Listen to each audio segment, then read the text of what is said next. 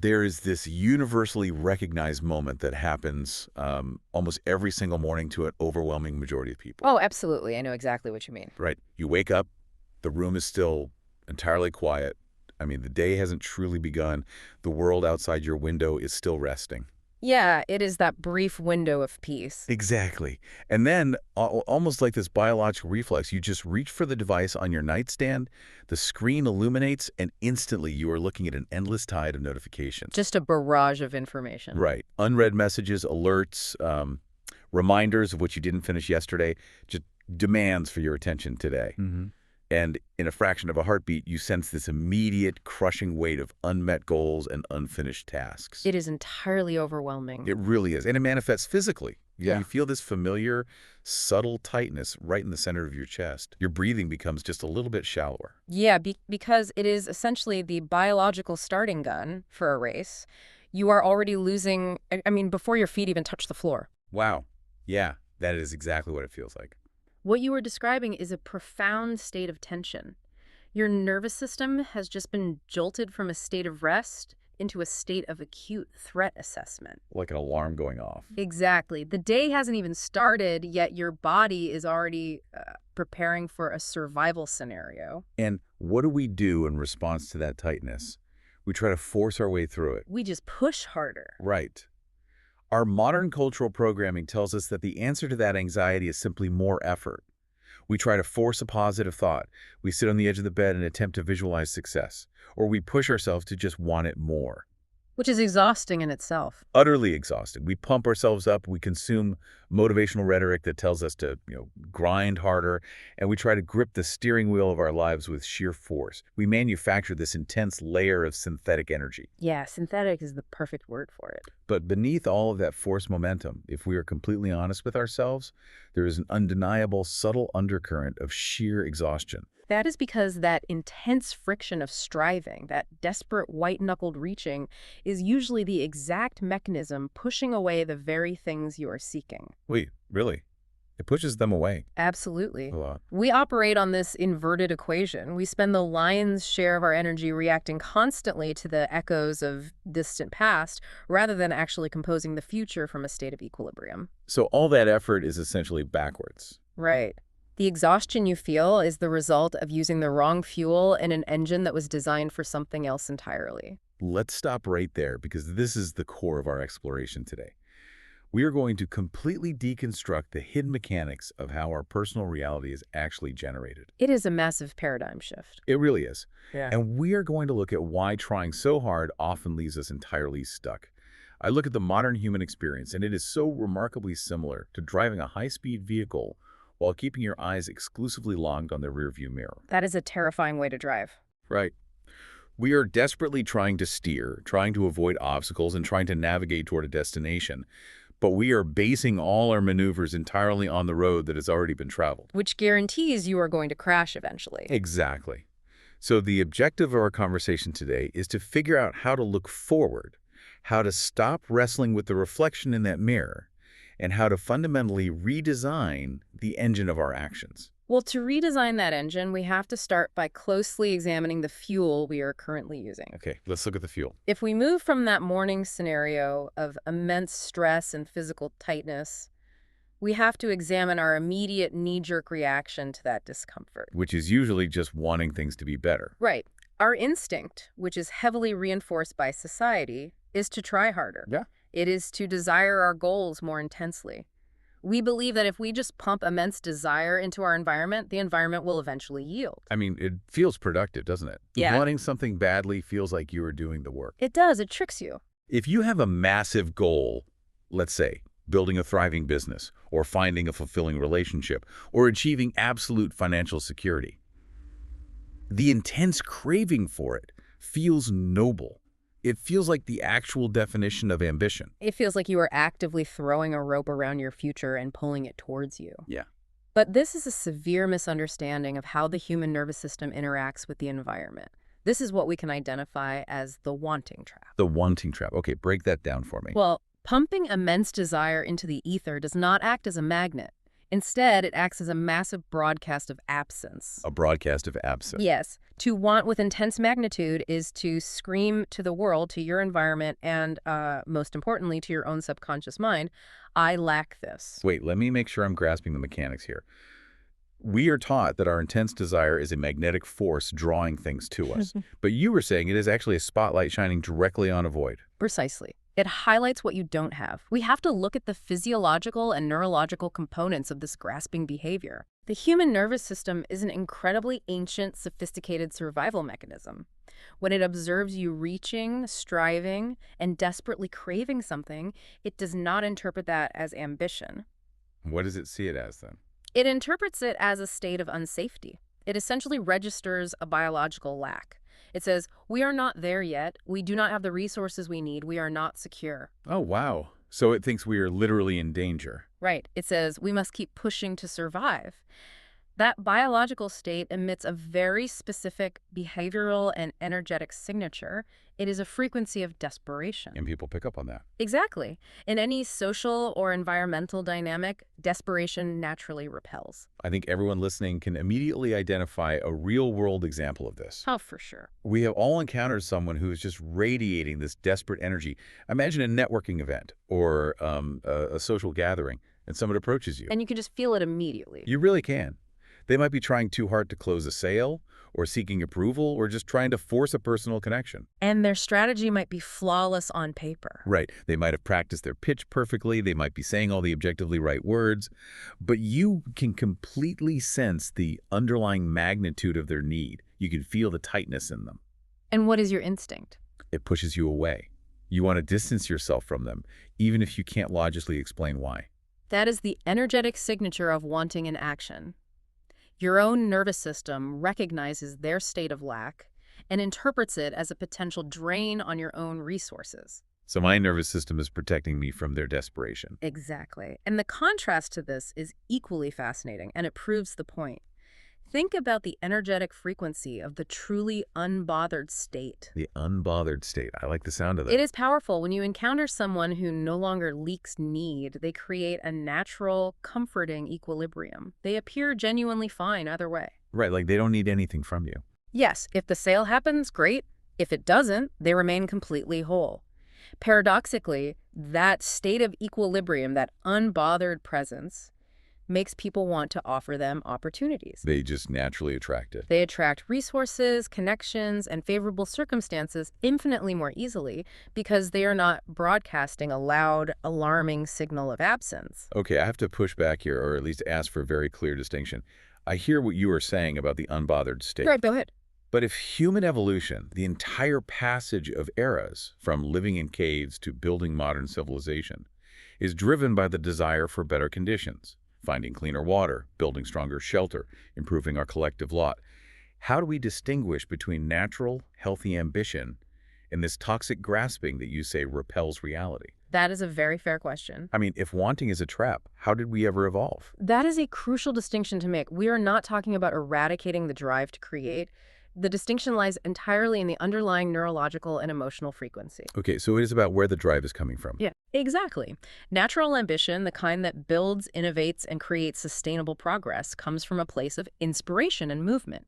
It is a flowing expression of capability. You act because you're drawn toward a vision. Right. The underlying neurochemistry is driven by dopamine and serotonin, which signal reward and satisfaction. Toxic grasping, on the other hand, is rooted fundamentally in fear. Fear of not having it. Yes. It is rooted in the belief that your core identity is incomplete or unsafe without the external outcome.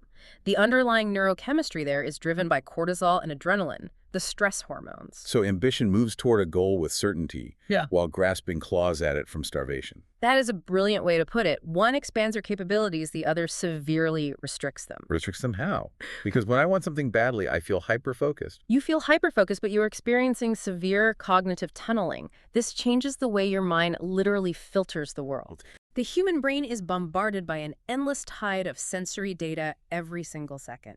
A vast constellation of sights, sounds, opportunities, and patterns. Right. It is way too much to process. To prevent the brain from short-circuiting under the massive energy load, it uses a biological attention filter, the reticular activating system, or The RAS. RAS, I have heard of that. Yeah, it decides what tiny fraction of reality gets passed to your conscious awareness. When your focus is locked with intense magnitude on the gap between your present state and your goal, when you are emotionally obsessed with the not having, you are programming your attention filter to look for lack. Oh, wow. The mind's filtering system actively blinds you to surrounding opportunities because they don't match the parameters of your current desperate focus. So if you believe you are lacking, your brain helpfully filters out any evidence to the contrary just to prove you right. Exactly, it wants to confirm your reality. That is terrifying. It's like wearing noise-canceling headphones, but for life opportunities. That's a great analogy. I like to think of the mind's attention budget as a limited reservoir of pure water. If you pour the lion's share of that pure water into the bucket labeled craving, longing, and worrying about the gap, you leave only a solitary spark of energy, just a few drops, for actual receiving. You leave almost nothing. You leave nothing for recognizing the unconventional solutions or the quiet opportunities sitting right in front of you. And that limited reservoir is completely depleted by the static noise of wanting.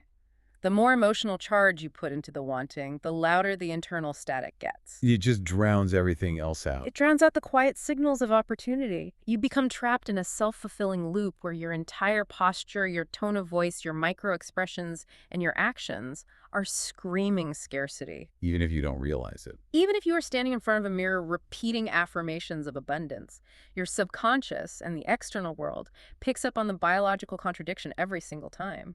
All right, so if intense wanting is the wrong approach, if this desperate grasping actively repels what we desire and blinds us to opportunity, the listener might immediately jump to the logical extreme. They usually do. They might think, okay, then I will just stop wanting entirely. I will sit on my couch.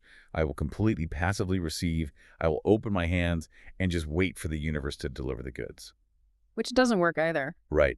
There's a massive roadblock to just letting it come, isn't there? Hmm. Why can't we just passively receive right now? Because your capacity right at this very moment is almost certainly completely overflowing. There is literally no room for a new arrival. No room at all. You cannot passively receive because your receiver is blocked. Which brings us to the law of the vacuum. This is where we have to take a hard look at the cluttered receiver. Yes. The clutter is everything. If your life is a cup that is already spilling over with dirty water, you cannot pour anything fresh and new into it, no matter how pure the new water is. It'll just spill over the sides and be lost. It is a fundamental law observed throughout nature. The universe absolutely abhors an empty space. Right, nature hates a vacuum. A true void naturally draws in a boundless tide of new elements to balance the pressure. It is how fluid dynamics work. It is how atmospheric pressure generates wind. And you're saying this applies to our personal reality too? It applies flawlessly to the mechanics of human reality. If you create genuine, sustained space, something will inevitably rush in to fill it. But we are terrified of the void. The modern human condition is defined by a complete intolerance for empty space. We constantly have to be full. We fill every available millimeter of our physical existence, our schedules, and our minds. Let's break down how this clutter manifests, because it's not just about having a messy desk. No, it is much deeper than that. Let's start with the physical environment. We look around our homes and our workspaces, and they are packed with objects. And we tend to think of these things as just inert stuff. They are anything but inert. Yeah. Physical objects from previous eras of your life serve as profound identity anchors. Identity anchors. That is heavy. They tether your psyche to obsolete versions of yourself. Let's use a common example. Consider the expensive exercise equipment sitting in the corner of a bedroom, currently functioning as a high-end laundry rack. Oh, yeah. I think a lot of people have that exact thing. Or the clothes in the closet that haven't fit since a different phase of life.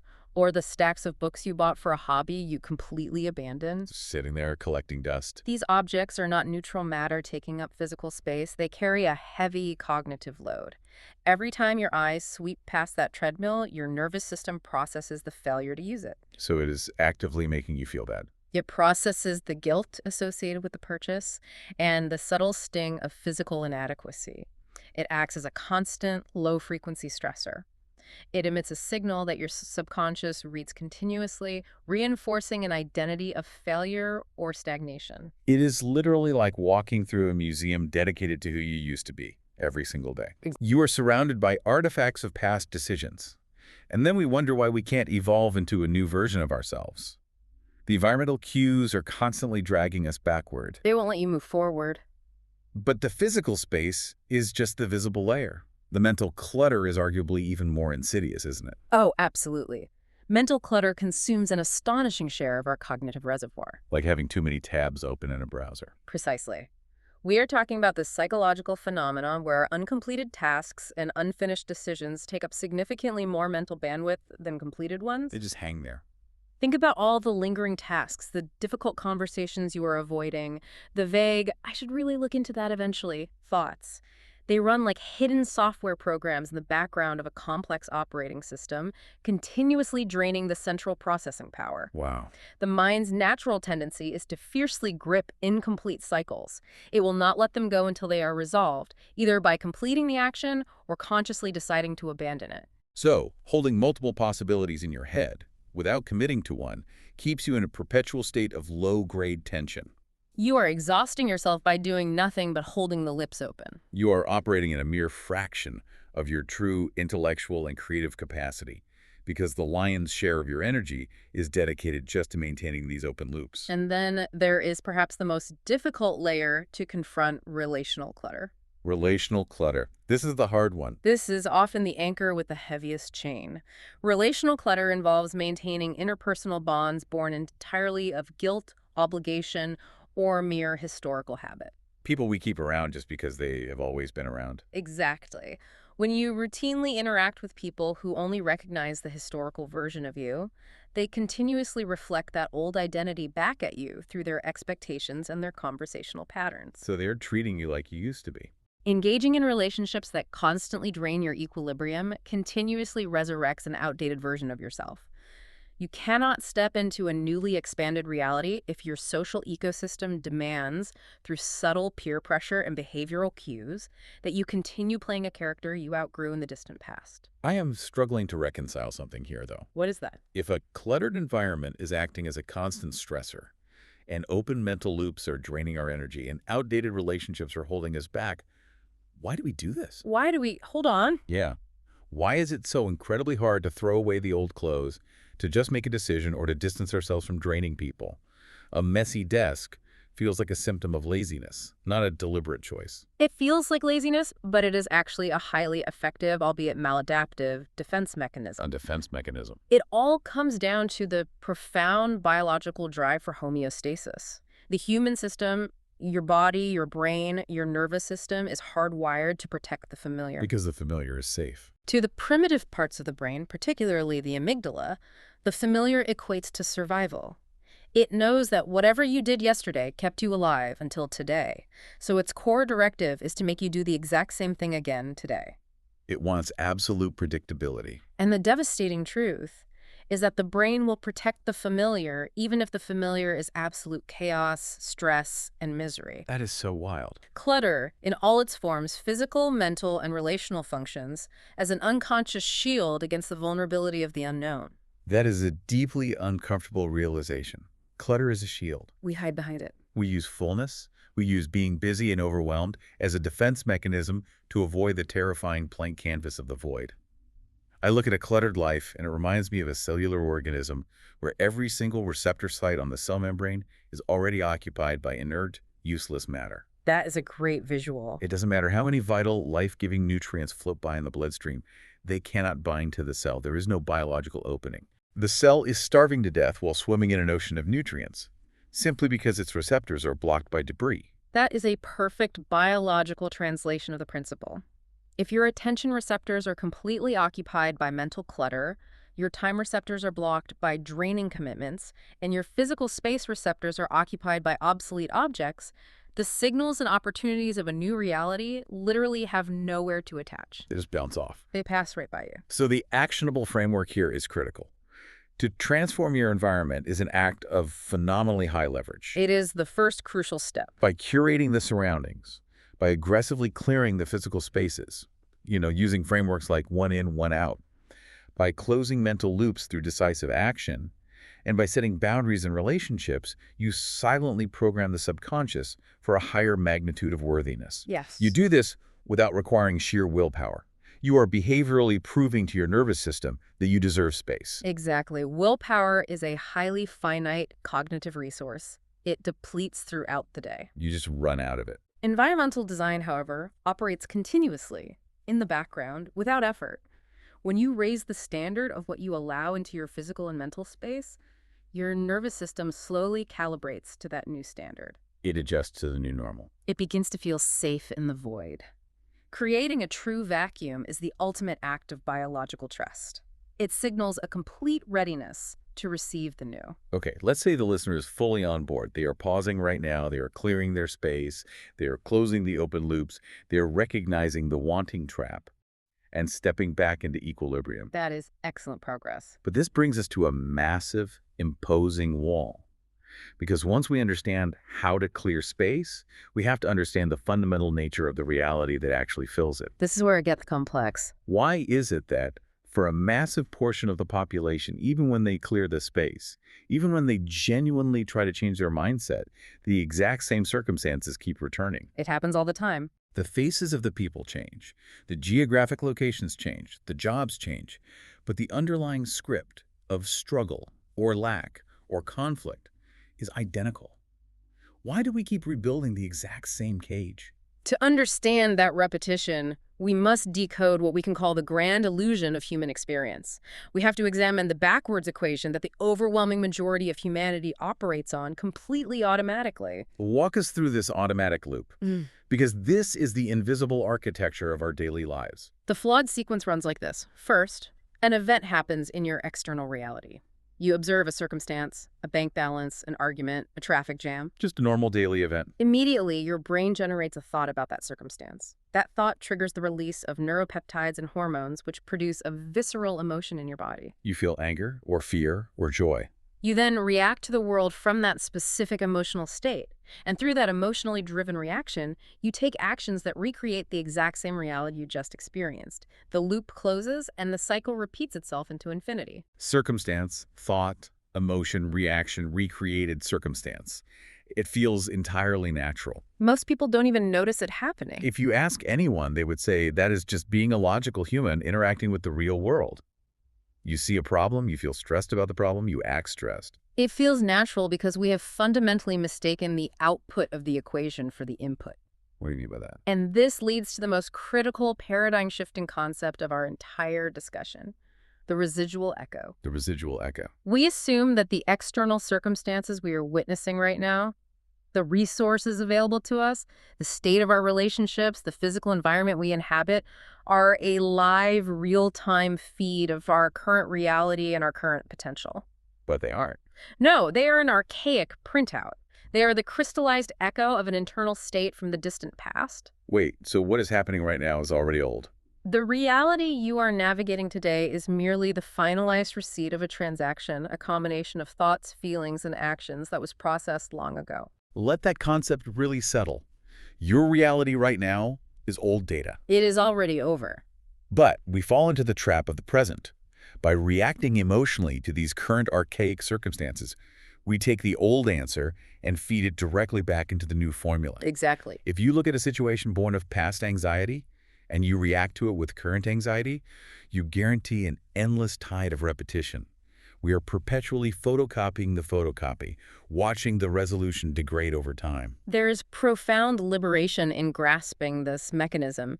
If your current reality is just a residual echo, then it is not a verdict on your ultimate worth. It is not a permanent state. It is not a final judgment on your potential. It is merely a finalized receipt. And a receipt holds absolutely no power over the next cycle unless you grant it your emotional intensity. Wait, I have to challenge this because this can easily cross into a dangerous territory of denial. Go ahead.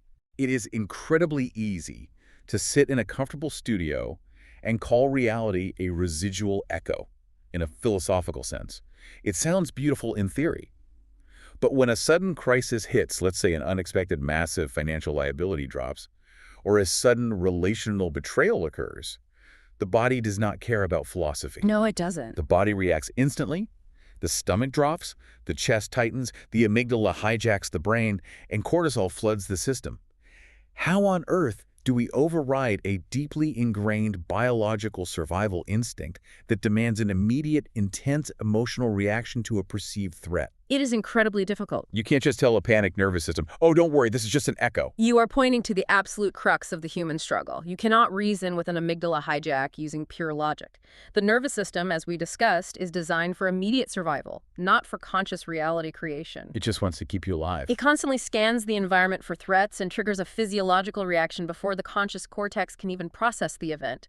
But the key to mastering this is not suppressing the biological reaction. So we shouldn't try to stop the feeling. The key is recognizing that between the stimulus, the archaic printout, and your chosen response, there is a space. It may be a microscopic fraction of time initially, but that space exists. The cognitive pause. The pause. The ability to observe the biological reaction without entirely identifying with it. You feel the stomach drop, you feel the cortisol spike, but instead of letting that chemical flood dictate the narrative of your next thought, you employ a cognitive override. How does that look in practice? You recognize it as an automatic biological program running its course. You silently acknowledge this is an echo, this is old momentum exhausting itself. You do not deny the physical sensation, but you absolutely refuse to let that sensation write the behavioral instructions for the next cycle. You allow the emotion to wash through you without attaching a story of doom to it? Exactly. You let the energy move, but you don't feed it with a narrative. It is like staring up at the night sky.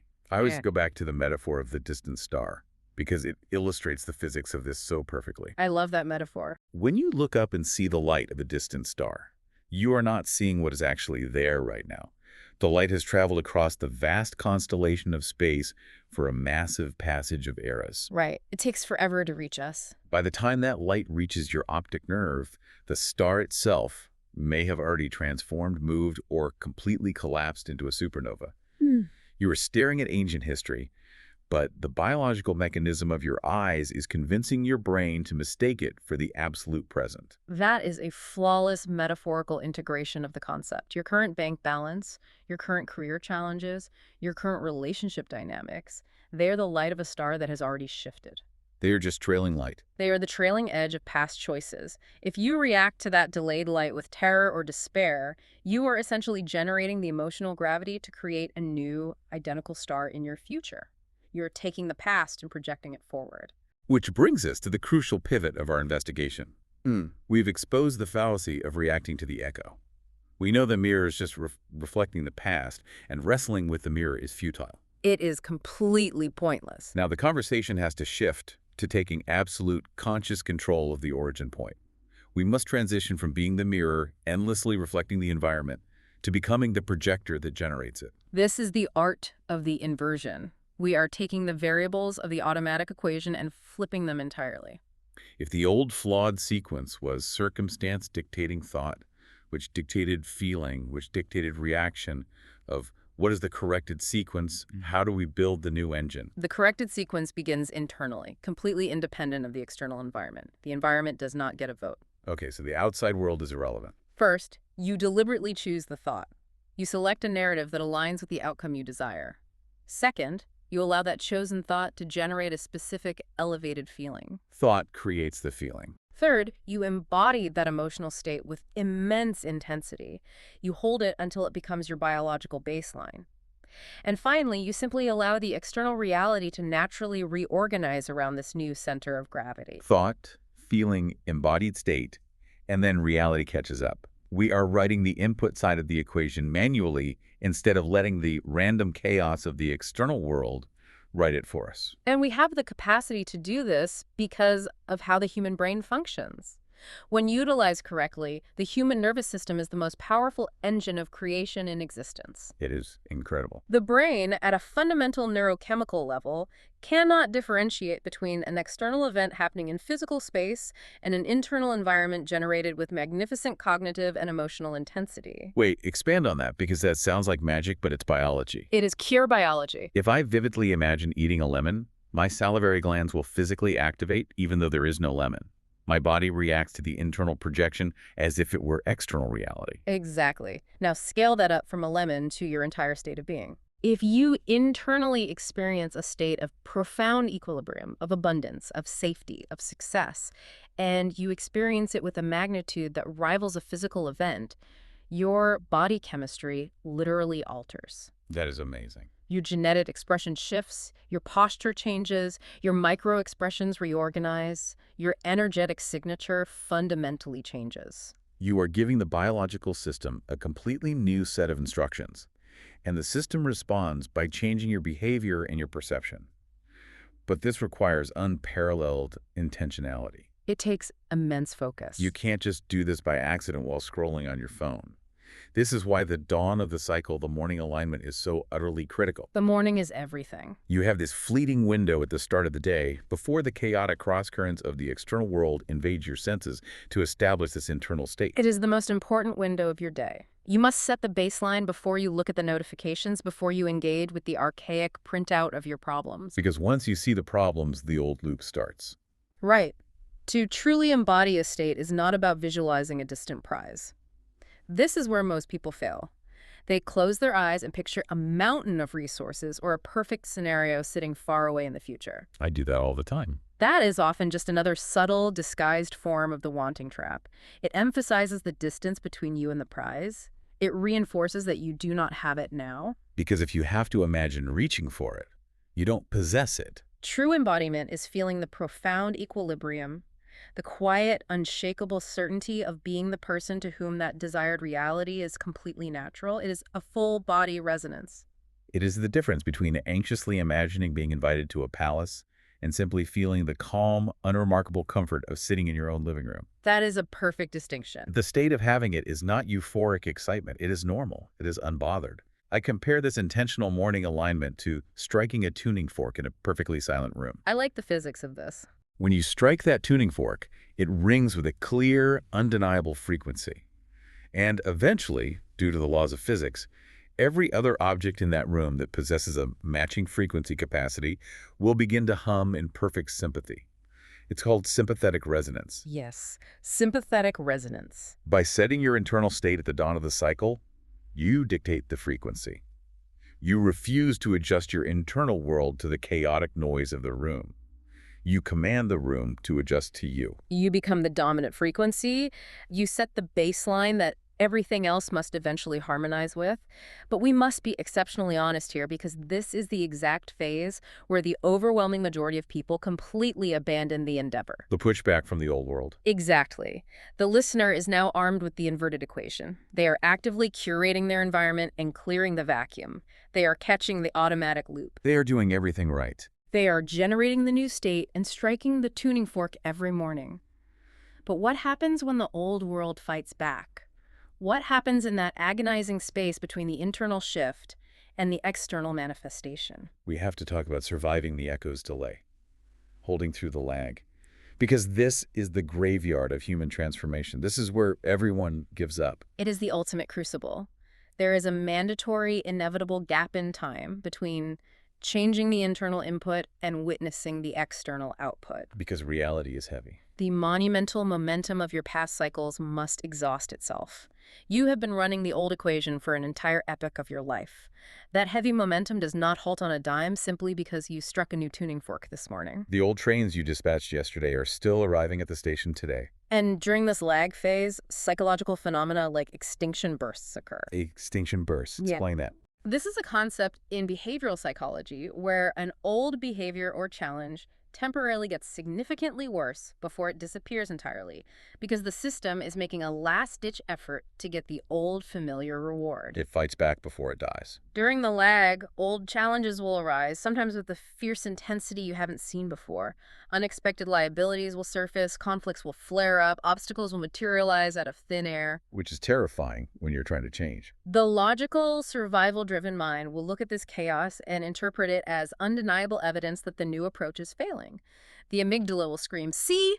Nothing has changed. You are in danger. It was all a philosophical illusion. Go back to panic." It weaponizes the old reality against the new state. It uses the visual evidence of the lag to convince you to abandon the new frequency. So how do we survive this? What is the specific reframing mechanism to get through the extinction burst? The mechanism is total cognitive contextualization. When the old reality intrudes with a vengeance, you must recognize it simply as an expiring artifact. You must actively strip it of its emotional charge. You take its power away. You acknowledge it not as a new, insurmountable threat, but as the final, dying remnants of a past era. You essentially observe it and say, ah, here is the echo. Here is the last printout of the old machine running out of ink. And then what? By refusing to feed it your emotional intensity, you starve it of the energy it needs to replicate. You return immediately to the chosen internal frequency. But I have to ask a very pragmatic, difficult question here.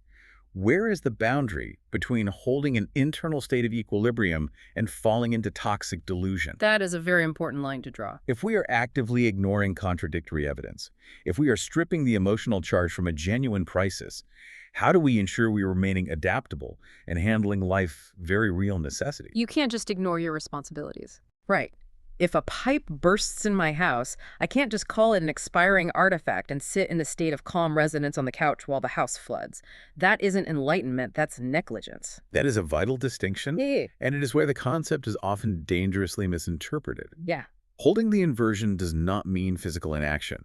It does not mean ignoring reality. Okay, clarify that. It means completely separating the required mechanical action from the emotional reaction. If a pipe bursts, you immediately shut off the water and call a professional.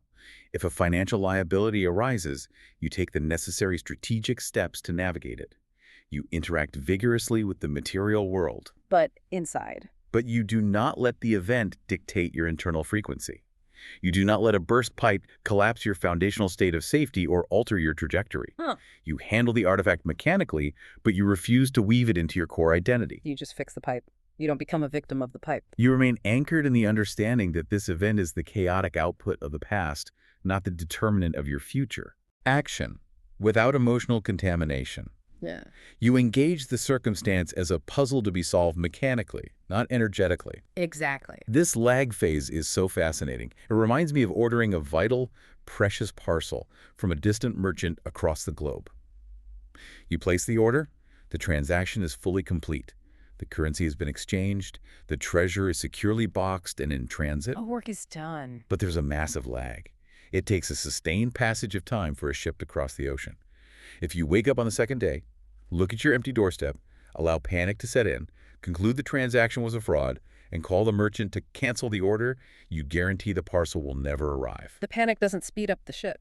It simply aborts the mission entirely. And checking your circumstances constantly to see if they have changed is exactly like canceling the order. Every single time you anxiously check the external world for proof that your internal work is paying off, you are instantly reverting to the old equation. You're looking back at the mirror. You are asking the mirror to dictate your state. If you check your circumstances and react with disappointment because the change hasn't materialized yet, you have already abandoned the inverted equation. You have stepped out of the new frequency and back into the vibration of lack. You are pulling the seed out of the soil every single morning just to check if it has grown roots yet. No. And in doing so, you kill the seed. Exactly. During the lag, your commitment to the unseen must be infinitely stronger than your biological reaction to the seen. That is so hard, though. This phase is the ultimate test. It is where profound resilience is forged. It is the filter that separates those who merely wish for a different life from those who possess the discipline to actually command a different reality. Silent gravity. Which brings us to a much broader reflection on this magnificent journey we have outlined today. It has been a massive shift in perspective. We are looking at a fundamental transition of the human experience. We are discussing the journey from a life of exhausting, desperate pursuit, always grasping, always wanting, always living in a state of reaction to the archaic echo, to a life of elegant, undeniable attraction. By clearing the vast clutter of the past, by bravely creating that sacred vacuum in your environment and your mind, and by refusing to react emotionally to the archaic echoes of the present, the individual regains absolute sovereignty over their reality. We have been conditioned by culture and biology to believe we are fragile vessels, constantly tossed around, reacting helplessly to the unpredictable storms of circumstance. But the truth of the inverted equation is so much grander than that. We are not just passengers. You're not the fragile vessels. We are the silent gravity that commands the tides. When you stabilize your internal state, when you hold that frequency with iron discipline through the inevitable lag, you become an immovable force. And the world has to adjust. The external environment eventually has no choice but to bend and reorganize around a sustained, intense internal equilibrium. It is a matter of energetic physics. It shifts the entire axis of how we evaluate our progress in life. We spend the lion's share of our energy agonizing over the question, has my reality changed yet? Is it here? Did the technique work? Everyone asks that. But as we reach the conclusion of this investigation, it becomes crystal clear that this is the wrong question entirely. It is a question born of the old broken loop. The only question of genuine magnitude, the only metric that truly dictates the trajectory of your existence is simply, have I changed? Has I changed the input? Has I stopped reacting to the old printout? Have I become the projector instead of the mirror? Because if the honest answer to that is yes, the external reorganization is a mathematical certainty. It is just a matter of waiting for the lag to clear out. The mechanics of the universe demand equilibrium. If you permanently change the origin point, the destination alters inevitably. It cannot be otherwise. It leaves us with such a profound perspective on the nature of time, consequence, and personal power. And as we close out this conversation, I want to leave you, the listener, with a final provocative thought. I think they are ready for it. Something for you to mull over in the quiet moments before your day begins tomorrow, or as the evening settles tonight. We established that your reality, right now, the room you were sitting in, the specific challenges you face, the resources you currently hold, is just the crystallized shadow of who you used to be in the distant past. It is an echo fading into the void, a trailing edge of history. So, if everything around you today is merely a shadow cast by your past, well, what breathtaking, unimaginable shapes are currently being cast into your future by the quiet, unseen thoughts and the sovereign emotional states you have deliberately chosen to harbor today? The invisible architecture of tomorrow is being built in the silence of this exact moment. Exactly. You are striking the tuning fork in the dark. You may not see the resonance with your eyes just yet, but rest assured, the room is already beginning to hum.